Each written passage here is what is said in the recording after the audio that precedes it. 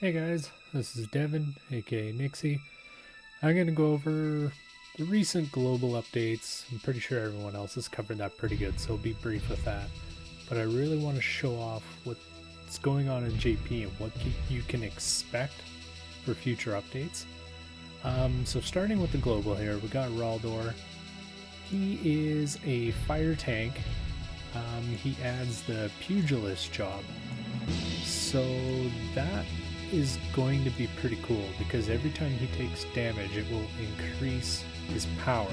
So I assume he's going to be physical based, so increase his attack power on his skills, stuff like that. You'll probably be wanting to run him as a paladin, just increase his threat, keep aggro on him from all the other units. The only bad thing is because he's fire, he's weak to magic, therefore weak to water, which means Ildira is going to explode him because she will be able to do damage before he can get in range of her attacks. So he's pretty good. My team needs a physical tank. I'm not going to pull on this. I've never pulled Engelbert. I've didn't get lucky pull Warrior Blight, so I'm going to stick with Agrius, who's a pseudo tank. For now, Final Fantasy X is just too close to be wasting resources on pulling units like this. So the one good thing that he does bring is the fist weapon, the Kaiser Knuckles. This is something that all the fist using units have been lacking so much. I think the best prior to this was Cat's Claws, and there's another one, but their stats are just really poor. At least with the Kaiser Knuckles, is you can farm it out in the event. It gets plus 15 strike, and then it has two really good versions of it. It has the Assault, which is 43 HP, 180 attack, 7 magic, 4 hit, 6 crit. And then it has the critical version, which should be 57 HP, 144 attack, so you lose 36 attack points, 12 magic, 9 hit, 25 crit, which is quite substantial. So you might want to farm this event up, build an assault, build a critical. It can be versatile for a lot of future units. Not even future units, current units too. Elshra, she's okay. She's so weak. She'll get one shot by any gunner, any slash unit. Her master ability is really good though. It gives her light HP increase by 10%. So that stacks with Sakura, and with the light meta coming with Yuna, could be somewhat versatile. The other thing about Raldor is he's coming with an MR vision card and Esper down the line, which is Marilis is what it translates to. I don't know what the name will be here, but that Esper has a lot of really good stats for him. Not just him, a lot of fire units in general. 25% fire attack, no, not percent, just 25 fire attack, 15% attack, and then it comes with other things on the board like 15 ice killer, 10% ice resist, accuracy crit, dragon killer, 15% pierce resistance. So very versatile to change it up to what suits your needs. So let's go over to JP. I want to tell you about the really cool things you can expect in the future that we should be getting eventually. And one of the best ones, which is so easy, is they have basically what I would call a shopping cart. So like everything you want to buy, like we'll even throw in something that's with Vizier, because usually you always want to buy some of this stuff just cause. So you grab your stuff, you hit it, and then it tells you exactly what you're going to spend. And if you're buying something that comes in quantities, it gives you a little slider, you can adjust the amount, you check it out, and you do it all in one shot. It is probably one of the best changes that are coming. Another really big change is in the guild. The barracks is really cool. So as you see here, I got a 9S shard. Well, the near automata banner is over, right? So how am I getting shards? So they have this little option, which is how you increase your JP, and then this one is what generates the shards for the units. So what you do, same thing, you fill it up, and then this timer is reflected off this. So before I'm out, I will get another unishard.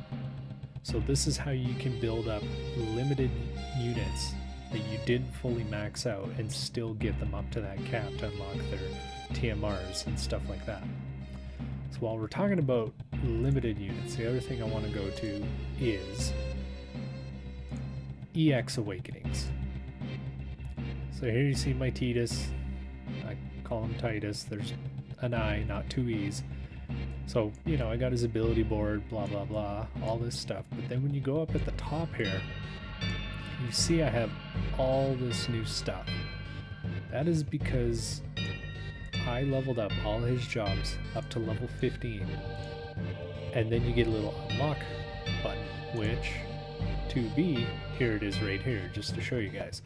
So these translate roughly to like rainbow star crystal.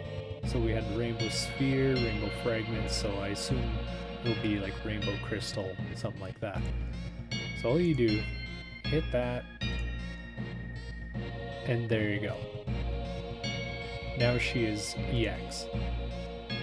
Now to increase it, these ones stay the same, but these ones you need all this stuff.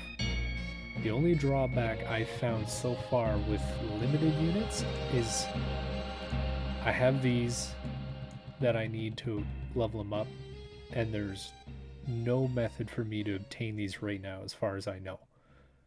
So I think while the events are active, you also need to be farming these up, which are usually purchasable through currency through the events.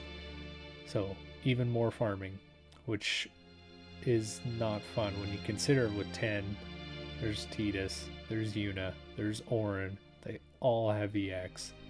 That's an insane amount of grinding, but I do believe it was 3 weeks.